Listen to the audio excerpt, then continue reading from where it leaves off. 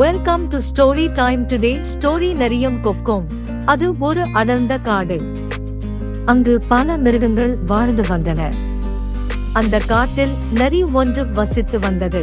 அதற்கு எப்போதும் யாரையாவது ஏமாற்றி அவர்கள் ஏமாறுவதைக் கண்டு மனம் மகிழ்வது பொழுதுபோக்காக இருந்தது. அதே காட்டில் அறிவு மிக்க கொக்கு ஒன்றும் இருந்தது. அந்த கொக்கு அனைத்து மிருகங்களிடமும் நன்மதிப்பை பெற்று இருந்தது. இதை பொறுக்க முடியாத நயவஞ்சக நரி அந்த கொக்கை எப்படியாவது ஏமாற்ற வேண்டும் என்று நினைத்தது. ஒரு நாள் கொக்கு நரியின் குகை இருக்கும் வழியில் வந்து கொண்டிருந்தது. நரி அந்த கொக்கை பார்த்து, நண்பனே, உன்னுடைய அறிவை பற்றி கேள்விப்பட்டு இருக்கிறேன். நான் நாளை உனக்கு ஒரு விருந்து வைக்க விரும்புகிறேன். உன்னால் வர முடியுமா என்று கேட்டது. கொக்கும் சரி, வருகிறேன் என்று கூறிவிட்டு சென்றது.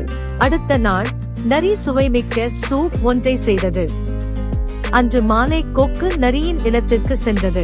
நரியோ திட்டமிட்டபடி சூப்பை அகன்ற இரு தட்டில் ஊற்றியது.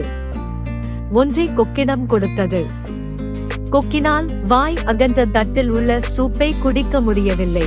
நரியோ நக்கி நக்கி அந்த சூப்பை குடித்துவிட்டு, நண்பனே, இந்த சூப்பை உனக்காக செய்தேன், எப்படி இருந்தது என்று சிரித்துக்கொண்டே கேட்டது.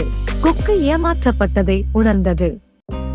நரியிடம், நண்பனே, சூப் மிகவும் ருசியாக இருந்தது என்று கூறியது.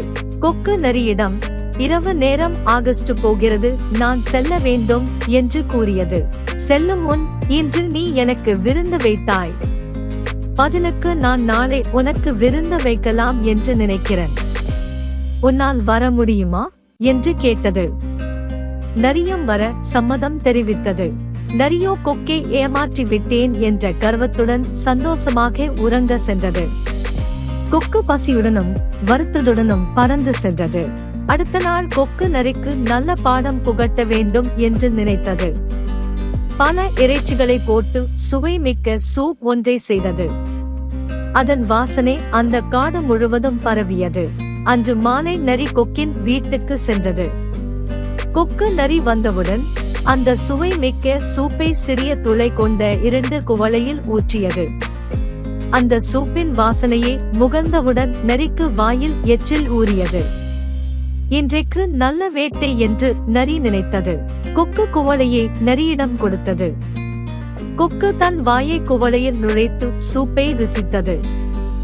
நரியினால் துளை சிறியதாய் இருப்பதனால் குடிக்க முடியவில்லை. குவளையின் ஓரங்களில் சிதறி இருந்த சிறு துளிகளை மட்டுமே நக்கி சாப்பிட முடிந்தது. கொக்கு நரியை பார்த்து, சூப் எப்படி இருந்தது என்று கேட்டது. நரியும், மிகவும் அருமை, இது போன்ற ஒரு சூப்பை நான் குடித்ததே இல்லை என்று பொய் சொல்லியது. அப்போதுதான் நரி ஏமாற்றப்பட்டதை உணர்ந்தது. நரி கொக்கிடம் விருந்துக்கு நன்றி என்று கூறிவிட்டு வருத்தத்துடன் சென்றது.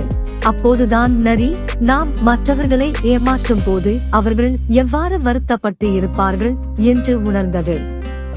அன்று முதல் திருந்திய நரி பிறகு யாரையும் ஏமாற்றுவதில்லை. Thanks for watching more videos. Subscribe my channel.